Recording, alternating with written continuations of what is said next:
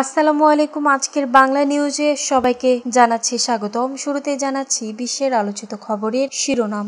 ইসরায়েলের প্রধানমন্ত্রী নেতানিয়াহু ও সাবেক প্রতিরক্ষা মন্ত্রী ইয়ফ গ্যালান্টের বিরুদ্ধে জারি করা গ্রেফতারি পরোয়ানা প্রত্যাহারের আবেদন খারিজ করল আন্তর্জাতিক অপরাধ আদালত আইসিসি। মার্কিন প্রেসিডেন্ট ডোনাল্ড ট্রাম্প ইউক্রেনে অস্ত্র সরবরাহ পুনরায় শুরু করার ঘোষণা দেওয়ার পরপরই এই পদক্ষেপকে রাশিয়া ঘনিষ্ঠভাবে পর্যবেক্ষণ করেছে বলে জানিয়েছে ক্রেমলিনের মুখপাত্র দিমিত্রি পেসকভ। 12 দিনের সংঘাতের সময় ইরানের প্রতিশোধমূলক একটি বিশেষ অভিযানে 30 জন ইসরায়েলি পাইলট নিহত হয়েছে জানিয়েছেন ইরাকে নিযুক্ত ইরানের প্রাক্তন রাষ্ট্রদূত হাসান কাজিমি কুমি। সিরিয়া রাজধানী দামেস্কে একাধিক বিমান হামলা চালিয়েছে ইসরায়েল, বিশ্বজুড়ে প্রতিক্রিয়া। 27,000 ক্ষুধার্ত শিশুর জন্য বরাদ্দ এইডের খাদ্য ধ্বংস করেছে মার্কিন প্রেসিডেন্ট ডোনাল্ড ট্রাম্পের বৈদেশিক সাহায্য সংস্থা ইউএসএইড। তাইওয়ানের রাজধানী তাইপেতে চীনের সম্ভাব্য হামলার প্রস্তুতি হিসেবে শুরু হয়েছে বৃহৎ বেসামরিক প্রতিরক্ষা মহড়া। এতক্ষণ শুনছিলেন বিশ্ব আলোচিত খবরের সংবাদ শিরোনাম। এবার বিস্তারিত। আমাদের খবরটি যদি ভালো লেগে থাকে অবশ্যই লাইক, কমেন্ট, শেয়ার করতে ভুলবেন না। নেতানিয়াহুর গ্রেফতারি পরোয়ানা প্রত্যাহারের আবেদন খারিজ করল আইসিসি। আন্তর্জাতিক অপরাধ আদালত আইসিসি এর বিচারকরা বুধবার ইসরায়েলের প্রধানমন্ত্রী ও সাবেক প্রতিরক্ষা মন্ত্রী ইয়ফ গ্যালান্টের বিরুদ্ধে জারি করা গ্রেফতারি পরোয়ানা প্রত্যাহারের আবেদন খারিজ করেছেন। আদালত গাজা যুদ্ধের বিষয়ে আইসিসির বিচারিক এখতিয়ার নিয়ে ইসরায়েলের আপত্তি পর্যালোচনার সময়ও এই সিদ্ধান্ত নিয়েছেন। আইসিসির ওয়েবসাইটে প্রকাশিত এক সিদ্ধান্তে বিচারকরা ফিলিস্তিনি ভূখণ্ডে কথিত মানবতা বিরোধী অপরাধ ও যুদ্ধাপরাধ তদন্ত স্থগিত করার ইসরায়েলি আবেদনও নাকচ করে দিয়েছেন।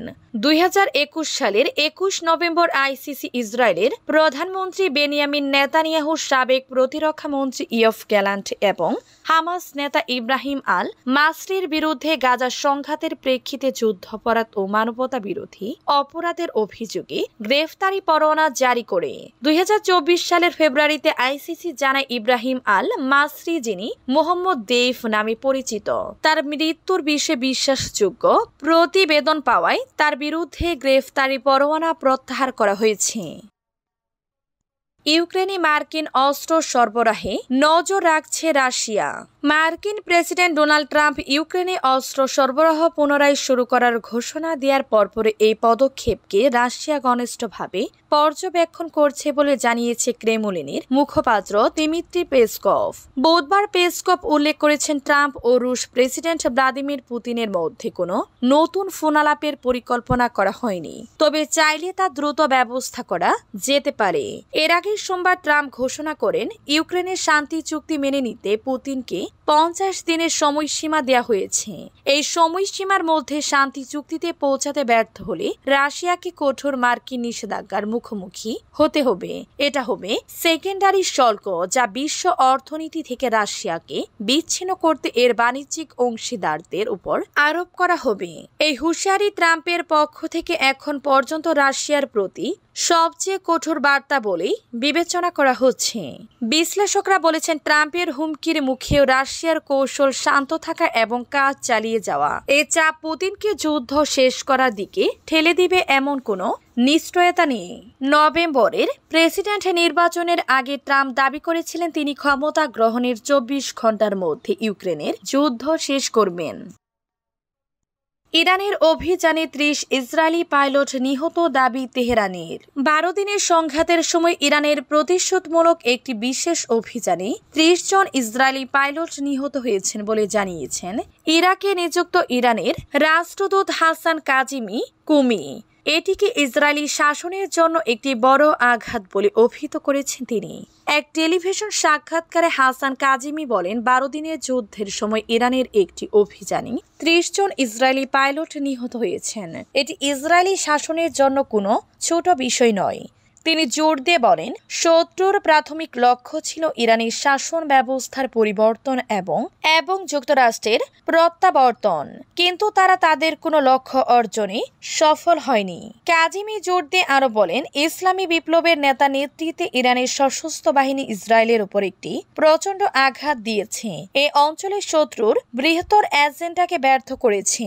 প্রসঙ্গত, গত 13 জন ইহুদিবাদী সরকার ইরানের বিরুদ্ধে আগ্রাসন শুরু করে এবং 12 দিন ধরে ইরানের সামরিক প্রাথমিক, পারমাণবিক এবং আবাসিক এলাকায় হামলা চালায়। এছাড়া 22 জন যুক্তরাষ্ট্র ইরানের নাতাঞ্জ, ফোর্দো এবং ইস্পাহান পারমাণবিক স্থাপনায় সামরিক আক্রমণ চালায়।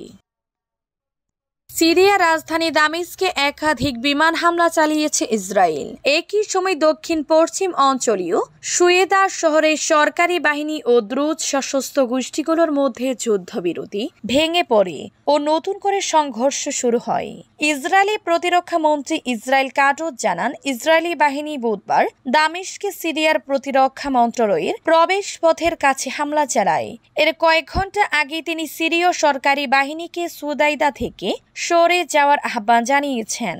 আরেকটি হামলা চালানো হয় শহরের উপকণ্ঠে অবস্থিত প্রেসিডেন্সিয়াল প্যালেসের কাছে। সিরিয়া স্বাস্থ্য মন্ত্রণালয়ের উদ্ধৃতিতে দেশটির রাষ্ট্রীয় সংবাদ মাধ্যম জানায়, এই হামলাগুলিতে অন্তত 1 জন নিহত ও 18 জন আহত হয়েছেন। এই হামলাগুলো এমন এক সময় হলো যখন সুয়েদা শহরে স্থানীয় সুন্নি বেদুইন গোষ্ঠী ও দ্রুজ সংখ্যালঘুদের মধ্যে তীব্র সংঘর্ষ চলছে। দ্রুজদের সম্ভাব্য মিত্র হিসেবে বিবেচনা করা ইসরায়েল দাবি করেছে তারা এই সংখ্যালঘু সম্প্রদায়কে রক্ষার জন্যই হস্তক্ষেপ করছে। 27,000 ক্ষুধার্ত শিশুর জন্য বরাদ্দ ইউএসএইডের খাদ্য ধ্বংস করেছে যুক্তরাষ্ট্র। মার্কিন প্রেসিডেন্ট ডোনাল্ড ট্রাম্পের বৈদেশিক সাহায্য সংস্থা ইউএসএইড বন্ধের জেরে দুবাইয়ের একটি গুদামে পড়ে থাকা সংস্থাটির আফগানিস্তান ও পাকিস্তানের 27,000 অপুষ্টিতে ভোগা শিশুর জন্য বরাদ্দ জরুরি খাদ্য চলতি মাসে মেয়াদ উত্তীর্ণ হয়ে গেছে। প্রায় 500 টন শক্তিশালী উচ্চ ক্যালোরির এই বিস্কুটগুলো এখন ধ্বংস করা হবে বলে বুধবার জানিয়েছেন যুক্তরাষ্ট্রের একজন জ্যেষ্ঠ কর্মকর্তা।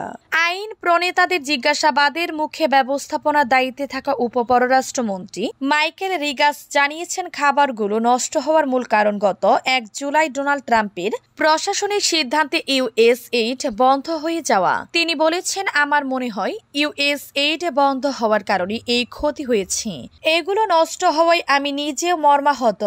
ব্রিটিশ বার্তা সংস্থা রয়টার্সের হাতে আসা 5 ও 19 মের 2টি অভ্যন্তরীণ ইউএসএইডের মেমো এবং বিষয়টির সাথে পরিচিত 4টি সূত্র অনুযায়ী মার্কিন কর্মকর্তারা গত জুন মাসে 622 টন বিস্কুট বাঁচাতে সক্ষম হন। চীনের হুমকি ঠেকাতে তাইপের রাস্তায় সাইরেন, চলছে সামরিক মহড়া।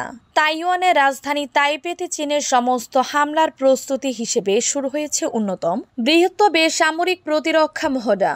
বৃহস্পতিবার পুরো শহর কার্যত থেমে যাবে। বাজবে বিমান হামলা সতর্কতা সাইরেন। বন্ধ থাকবে যান চলাচল এবং অনেক এলাকায় মানুষকে ঘুরে থাকার কথা বলা হয়েছে।